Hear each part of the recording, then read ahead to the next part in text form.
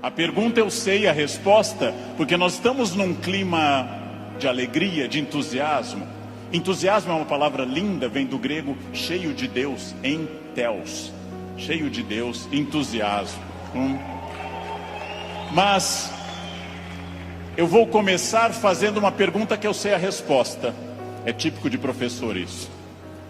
Se eu pergunto aqui nesse ambiente entusiasmado, com 27 mil pessoas cheias de energia, se vocês são felizes, eu sei a resposta. Pergunta, nesse momento, quem nessa distinta plateia se considera uma pessoa feliz? Acaba de falir o laboratório do Prozac. Não haverá mais depressão no planeta Terra. Bem, é óbvio que a felicidade de vocês é notável. Se eu fosse cego e surdo, eu sentiria a vibração do auditório. Porém, agora começa a função chata do filósofo. Amanhã, quando vocês estiverem afônicos, semissurdos, amanhã, quando vier mais uma segunda-feira e mais uma, amanhã, quando vocês lerem os jornais, que são a coisa mais broxante que existe hoje no planeta, ler manchetes de jornais, amanhã vocês estarão talvez não tão entusiasmados quanto hoje, e daqui a 15 dias talvez um pouco menos, mas esse é um momento em que o entusiasmo é lógico. Então a minha pergunta é para médio e longo prazo, porque eu estou falando de um dos momentos mais difíceis da história do Brasil. Eu estou falando de um momento complicado. Ok. É para eu falar mais próximo do microfone. Eu já acho que eu estou berrando, mas... Num momento da história do Brasil onde existe uma dificuldade imensa. Eu não vou citar o nome dessas pessoas, porque dizem que o simples nome atrai energia negativa para o ambiente. Vamos chamá-los de Voldemort 1, Voldemort 2. Bem,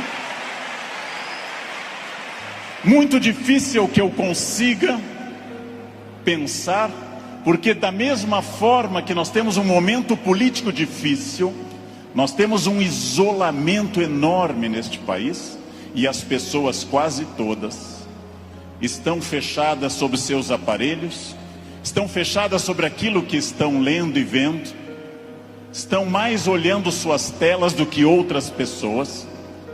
Há um individualismo enorme, crescente, há um individualismo que nos domina nesse momento, sem sombra de dúvida. E eu vou traduzir esse individualismo nessa piada. Um homem tenta advertir uma senhora que se encontra em rumo de colisão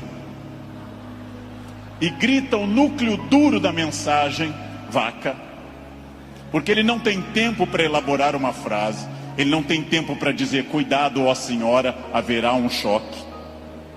Então ele grita apenas vaca, e ela que não olha para o rosto dele, e ela que não vê que o rosto dele é de preocupação e não de insulto, ela se vira e insinua que o casamento dele é uma sociedade aberta e não fechada.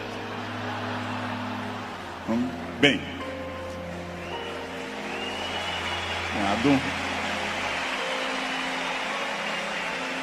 primeiro problema e primeiro conselho que eu dou a vocês, para que vocês reflitam, aceitem ou rejeitem como desejarem. Primeiro conselho importante: olhem para o rosto das pessoas. Olhem para o rosto dos clientes. Olhem para o rosto de quem está comprando, porque o rosto humano é um livro poderoso que traduz tudo. O rosto humano lhe diz: eu estou adorando, eu estou detestando, eu estou entediado, eu estou entusiasmado. Comecem a olhar para o rosto, comecem a mandar menos emojis e emoticons pelo celular, e comecem mais a olhar para o rosto humano, que traduz tudo que você precisa saber.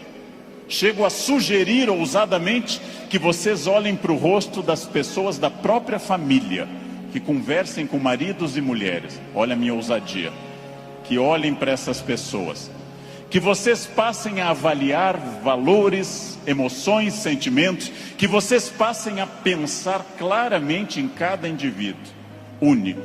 Essa é uma das grandes chaves do sucesso. Eu tinha um erro, eu tinha um defeito como profissional. Há alguns anos eu entrava num grande evento como esse pensando o seguinte: acabei de chegar de Foz do Iguaçu, dei palestra lá, amanhã eu tenho que estar cedo em São Paulo, depois eu vou para a Bahia, depois eu tenho que voltar correndo da Bahia porque eu tenho aula na terça-feira de manhã cedo em Campinas. E eu vivia no compromisso seguinte, eu vivia no momento seguinte. Isso é um defeito. Vivam no momento que vocês estão. Ao entrarem para conversar com alguém, ao tentar uma venda, ao ler um livro, ao namorar, ao conversar com seu filho, ao fazer qualquer coisa importante na sua vida, entre inteiramente naquilo. Não fique pensando o que vem depois. Faça daquela experiência única, e que a pessoa que está com você não entenda e não sinta, em hipótese alguma, que ela é um obstáculo ao seu horário, que ela é um obstáculo à sua realização. Entreguem-se a isso. Quais são os meus valores? De novo, parece uma pergunta estranha, mas é uma das perguntas mais importantes que nós temos.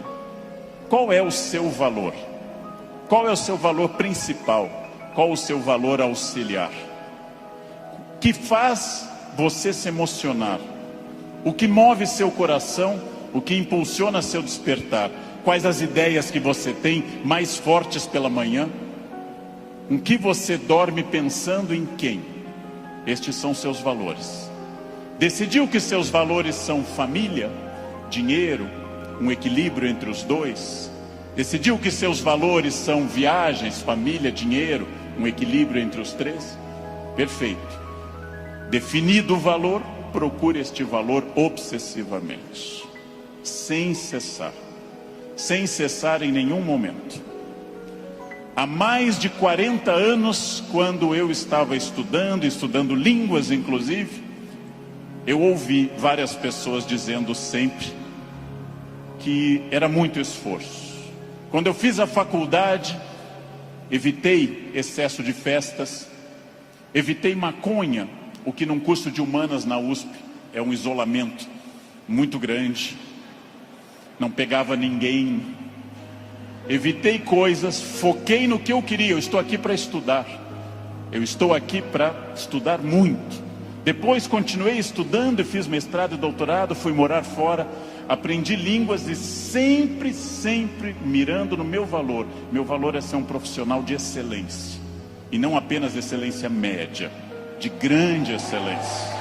Então, eu mirei desde o início, gente. Eu mirei na ideia que eu quero ser Alexandre o Grande, não Alexandre o Médio, nem o Pequeno. Não quero ser médio, não quero ser a pessoa legalzinha.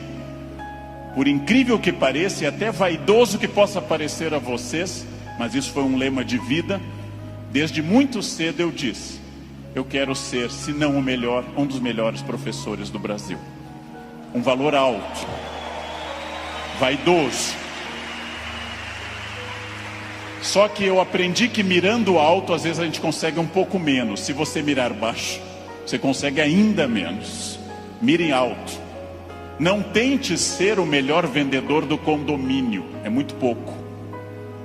Não tente ser a melhor pessoa da rua, é muito pouco. Mirem alto. Mirem alto e busquem isso. Eu quero ser o melhor vendedor do Brasil. Simplesmente isso.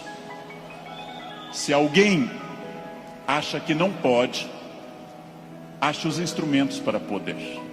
E aí um outro conselho importante. Querem saber quando está dando certo? Querem saber quando o projeto de vida de vocês acertou no valor? São aqueles semi-amigos. Semi-amigo é o inimigo que lhe abraça. Chegam a você e lhe dizem: você tem sorte, né? Nossa, você tem muita sorte. Prestem atenção nessa frase que o tio Leandro vai dizer. Sorte é o nome que o vagabundo dá ao esforço que ele não faz. Então,